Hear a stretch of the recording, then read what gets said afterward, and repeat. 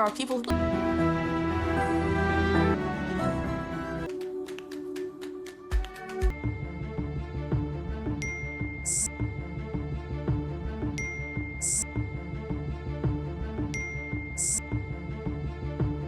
Halo sahabat pencinta film, bersama saya Agnes.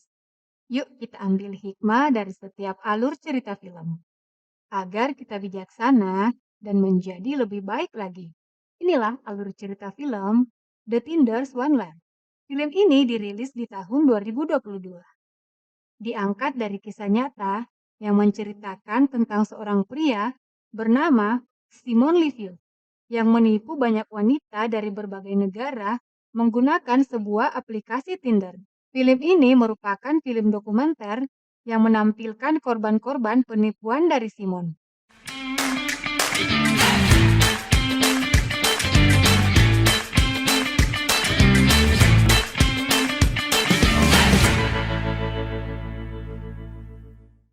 Film diawali dengan menampilkan wanita bernama Cecilia. Wanita asal Norwegia yang tinggal di Inggris.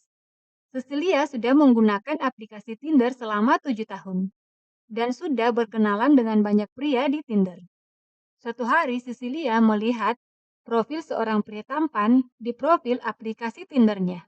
Pria itu bernama Simon Liviu.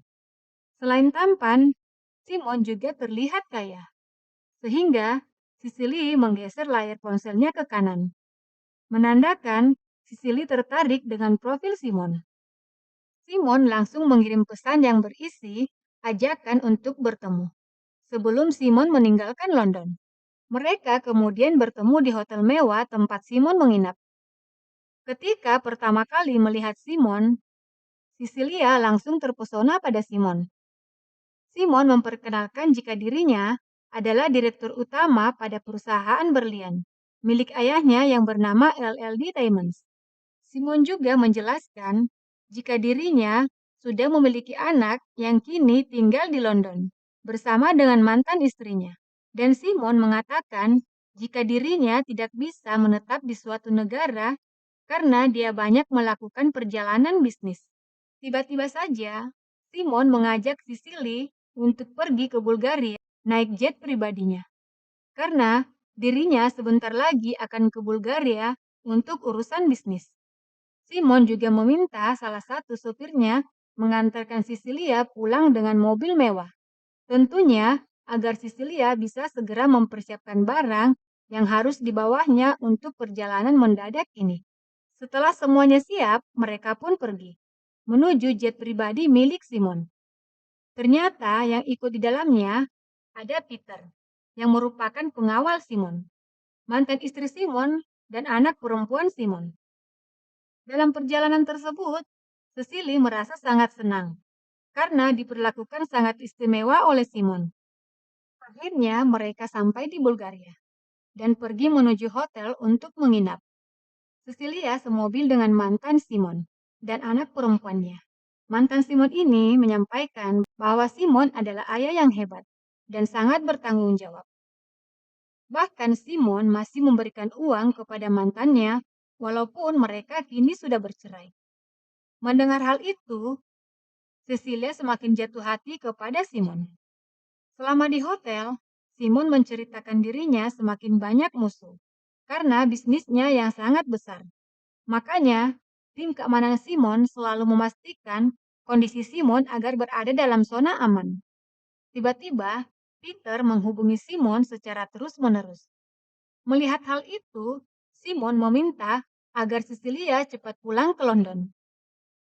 Cecilia yang mendengar hal itu sedikit kecewa, karena dirinya masih ingin bersama dengan Simon. Namun dengan sangat terpaksa, Cecilia menyetujuinya dan langsung pulang ke London menggunakan kereta. Mereka kemudian sering berkomunikasi lewat WhatsApp ketika berjauhan. Simon mulai rutin menanyakan kabar, lalu memberitahu kemana saja Simon pergi, bahkan mengirimkan buket bunga besar ke rumah Cecilia. Setelah beberapa hari berlalu, akhirnya Simon mengungkapkan isi hatinya dan mereka pun resmi berpacaran. Simon kemudian menyampaikan kepada Cecilia bahwa dia mempunyai tim keamanan dan Peter adalah pemimpin timnya.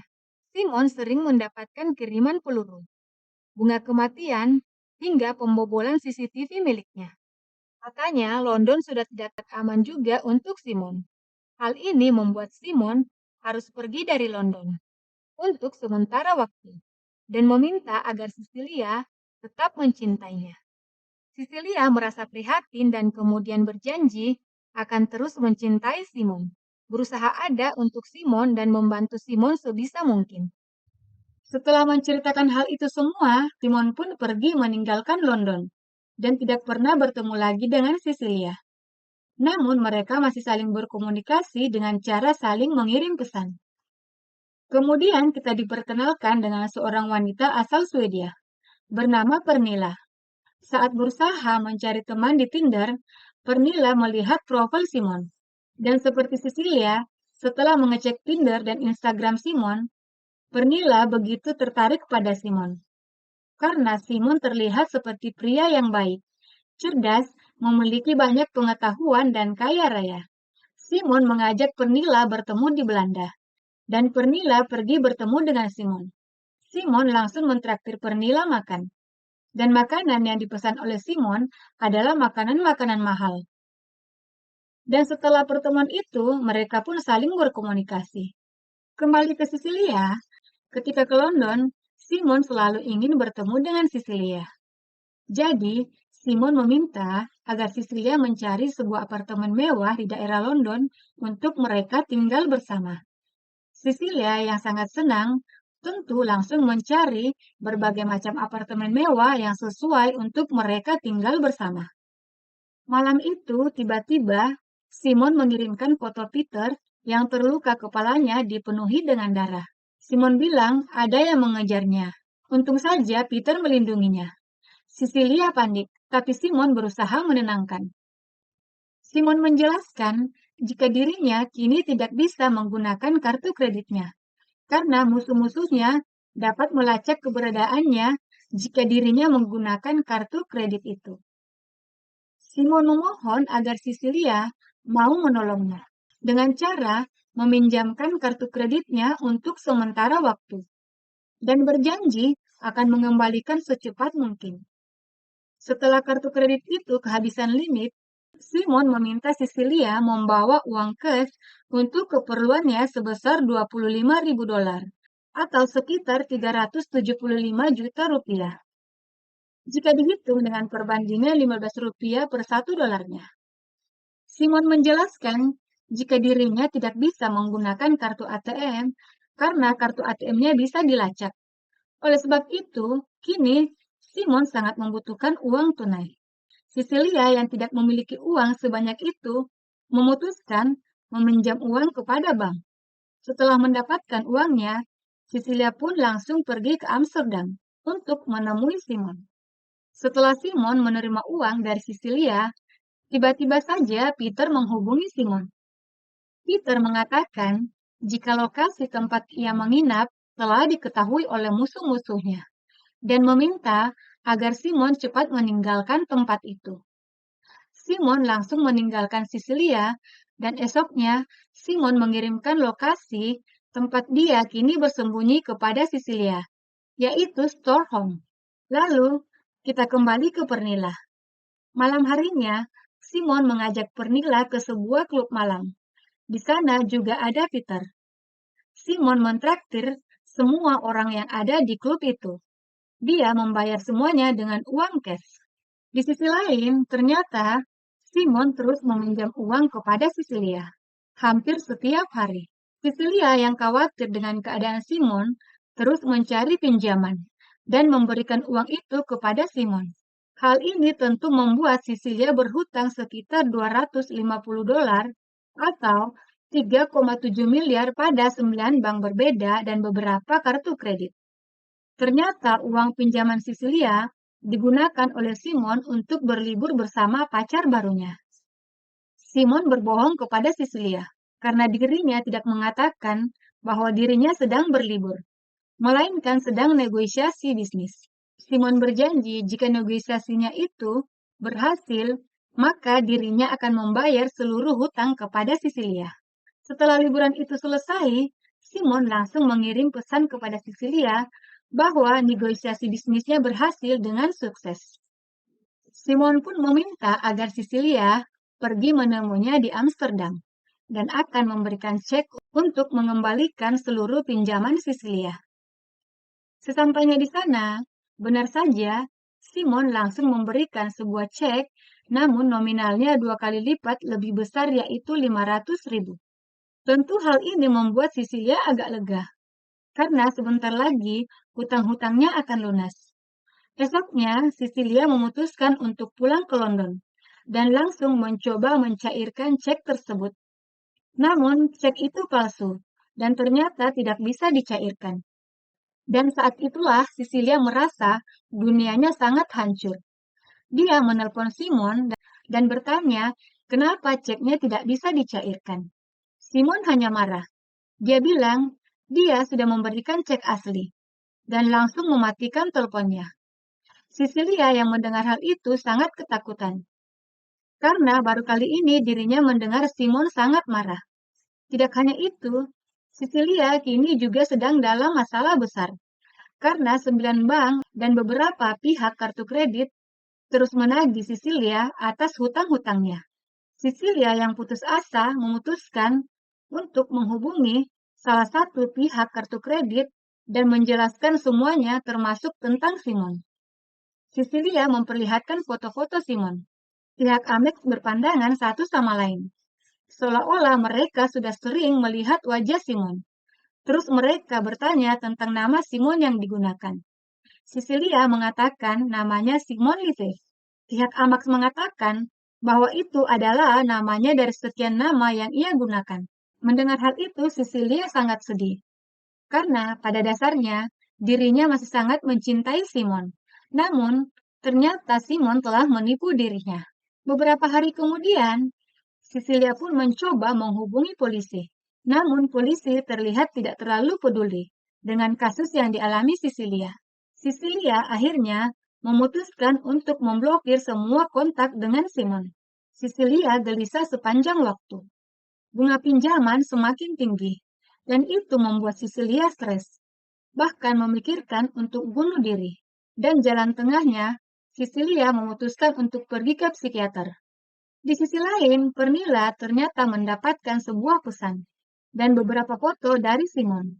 Ternyata foto-foto dan video yang ia kirim ke Pernilla adalah yang sama saat dirinya kirim ke Cecilia. Foto-foto Peter yang terluka dan sedang di dalam ambulans. Bahkan isi pesannya hampir sama, yaitu salah satu musuhnya yang iri dengan kesuksesannya telah mencoba membunuh dirinya secara tiba-tiba. Hal itu membuat dirinya tidak bisa lagi menggunakan kartu kredit dan ATM-nya, karena hal itu bisa dilacak oleh musuhnya. Setelah menjelaskan itu semua, Simon langsung memohon kepada Pernilla agar dirinya dipinjamkan uang sebesar 30.000 dolar. Pernilla memberikan semua tabungannya untuk Simon, karena berpikir pasti Simon akan menggantinya. Karena Simon orang yang kaya raya. Namun semakin hari, Simon terus meminjam uang kepada Pernilla dan tak pernah mengembalikannya. Kembali ke Cecilia, dia yang penasaran dengan siapa sebenarnya Simon, mulai mencari tahu. Akhirnya, Cecilia menemukan sebuah nama, yaitu Simon Yehuda Hayat, yang merupakan nama asli dari Simon. Ternyata, Simon ini pernah ditangkap karena menipu 3 wanita asal Finlandia dengan cara yang sama, yaitu melalui aplikasi Tinder. Namun, penipuan besar yang dilakukan oleh Simon kepada 3 wanita asal Finlandia itu hanya membuat Simon dipenjara selama 3 tahun. Cecilia yang sudah tidak bisa lagi mengharapkan polisi, akhirnya memutuskan untuk menemui pihak jurnalis terkenal di Australia. Cecilia berharap agar kisahnya ini dimuat di salah satu surat kabar, sehingga para wanita tidak ada lagi yang tertipu dengan modus yang sama. Cecilia mengirimkan pesan kepada surat kabar terbesar se-Norwegia, namanya Fiji Newspaper. Natalie, seorang video jurnalis dari Fiji Newspaper, menanggapi berita besar ini. Natalie dan timnya benar-benar terkejut dengan berita yang mereka dapatkan. Mereka berusaha mendalami kasus ini, karena beritanya tidak bisa langsung dimuat tanpa investigasi lebih dalam. Harus ada dokumentasi yang dikirimkan. Jadi, Cecilia memberikan semua dokumentasi, termasuk chat pribadinya, foto, video kepada pihak Fiji. Natalie dan tim mencari tahu ketiga korban penipuan Simon Yehuda ke Finlandia. Dan ketika mendapatkan informasinya, mereka mengirimkan info itu ke Cecilia.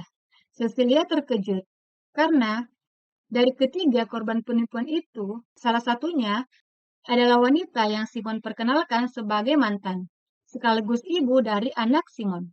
Tentu hal ini membuat Cecilia sangat kaget, karena wanita yang dahulunya korban, kini menjadi teman dari Simon.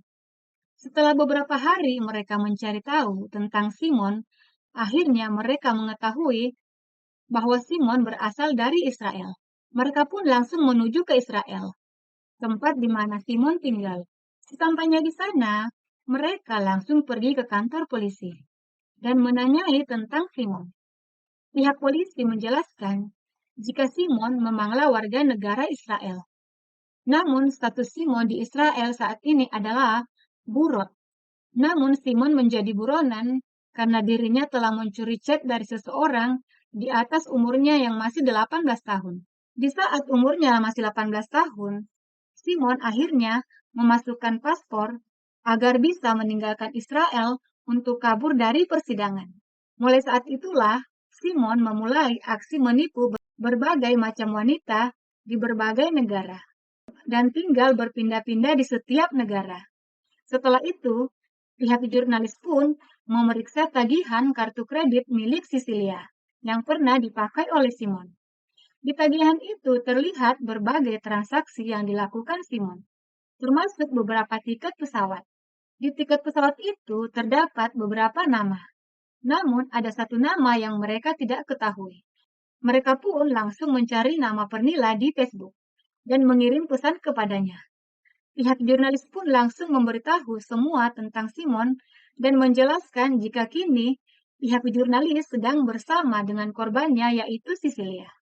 Pernilla yang melihat pesan itu tentu sangat panik, karena kemungkinan besar dirinya telah ditipu oleh Simon. Pihak jurnalis juga ingin pergi menemui Pernilla untuk membahas kisah dirinya bersama Simon. Pernilla pun menyetujuinya, dan akhirnya pihak jurnalis pun bertemu dengan Pernilla. Pernilla juga ikut dalam rencana penangkapan Simon. Simon menggunakan pola yang sama. Dia meminta wanita A untuk membayar jalan-jalannya dengan wanita B dan meminta uang dari wanita C untuk jalan-jalan dengan wanita D. Hal ini membuat Simon tidak bisa diam di satu negara. Dia sering berpindah-pindah untuk melancarkan aksinya. Esoknya, Pernilla bertemu dengan Simon dan Avisai rekan kerja Simon di Jerman. Mereka makan di restoran hotel bintang 5. Tentunya Natalie dan tim menjaga jarak aman, tapi mereka fokus merekam keberadaan Simon. Simon memberikan jam tangan kepada Pernilla sebagai ganti rugi atas semua utang-utangnya kepada Simon. Simon menyadari jika ada juru kamera yang diam-diam merekamnya. Jadi dia tiba-tiba marah dengan bahasa Ibrani, lalu berteriak meminta Avisai dan Pernilla untuk masuk ke dalam mobil. Mobil melaju sepanjang jalan, dan tentu saja Pernilla panik bukan main.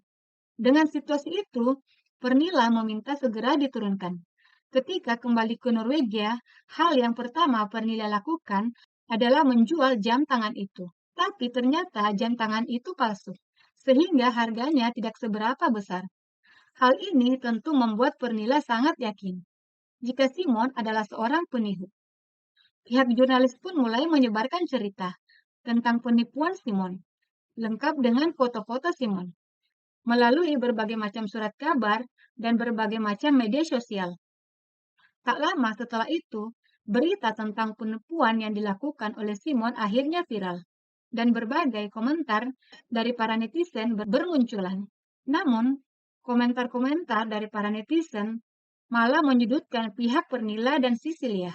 Menurut para netizen, penipuan itu bisa terjadi karena Pernilia dan Sisilia sangat bodoh dan mata duitan.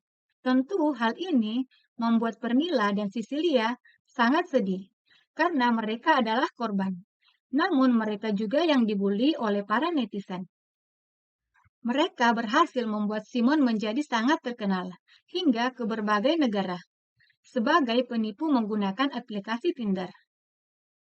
Setelah Simon terkenal, muncullah berbagai macam korban dari berbagai negara yang mulai menceritakan penipuan yang pernah dilakukan Simon. Di sisi lain, kita diperlihatkan seorang wanita cantik berasal dari Praha, Republik Ceko, bernama Aileen, menceritakan kisahnya. Aileen menjelaskan, jika saat berita itu viral, dirinya sangat kaget. Hal ini karena saat itu, status dari Aileen adalah pacar Simon. Aileen membaca seluruh berita itu, dan ternyata kisah Pernilia dan Sisilia sangat sama dengan apa yang ia alami saat ini dari perkenalannya di Tinder. Kencan pertama yang sangat mewah, foto-foto Peter terluka, hingga akhirnya Simon meminjam uang hingga 150.000 dolar. Hal ini sangat membuat Aileen stres, karena kemungkinan besar uang yang telah ia pinjamkan ke Simon tidak akan kembali. Aileen pun berinisiatif mengirimkan berita itu kepada Simon. Simon mengelak dan beralasan jika semua itu dilakukan oleh musuhnya yang iri dengan kesuksesannya saat ini. Aileen yang sudah tahu jika Simon berbohong, memutuskan untuk pura-pura percaya sepenuhnya kepada Simon. Setelah beberapa hari berlalu, Simon kembali mencoba meminjam uang kepada Aileen. Mengetahui hal itu, Aileen menyadari jika saat ini Simon betul-betul terdesak, karena wajah Simon sudah sangat viral, sehingga tidak memungkinkan lagi ada wanita yang akan tertipu. Akhirnya, Aileen menjelaskan jika dirinya sudah tidak memiliki uang dan akan membantu Simon menjual pakaian-pakaian mahal milik Simon. Simon pun menyetujui dan meminta Aileen menemuinya untuk mengambil semua pakaian-pakaian mahal miliknya. Akhirnya mereka pun bertemu, dan Simon pun langsung memberikan 3 koper pakaian-pakaian mahal miliknya. Sebelum Aileen pulang, Simon pun mengajak Aileen pergi ke tempat operasi plastik. Sesampainya di sana, Simon meminta agar wajahnya dirubah, agar tidak bisa dikenali.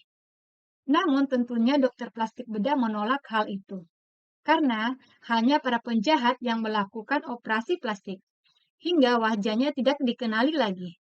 Setelah itu, Aileen pun meninggalkan Simon, dan berjanji akan membantu Simon untuk menjual pakaian-pakaian mahalnya. Sesampainya di rumah, Aileen langsung menjual pakaian-pakaian mahal Simon dengan cara online. Hingga saat ini pun, Aileen selalu mendapatkan orderan dari para pelanggan yang ingin membeli baju-baju mewah milik Simon. Tentu saja uang itu ia gunakan untuk mengganti semua pinjaman-pinjaman Simon. Setelah 3 minggu, Simon baru sadar bahwa Aileen menyimpan uang itu sendirian. Jadi, Simon mulai mengamuk. Ia mengirimkan foto pada Aileen bahwa kehidupannya sekarang begitu menyedihkan. Simon menangis, dia meminta pertolongan. Aileen jelas tidak peduli. Chat terakhir kali Simon meminta dipesankan tiket pesawat untuk bisa memperbaiki semuanya. Ketika Aileen membalas, Simon sudah offline. Aileen berusaha mencari tahu akan melakukan penerbangan dari Ceko ke Yunani, karena Simon ingin pergi ke Yunani. Dengan penerbangan yang tepat dengan jam offline Simon, Aileen menyadari bahwa Simon sedang terbang menuju Yunani. Jadi, dia mengirimkan pesan kepada polisi untuk segera menangkap Simon.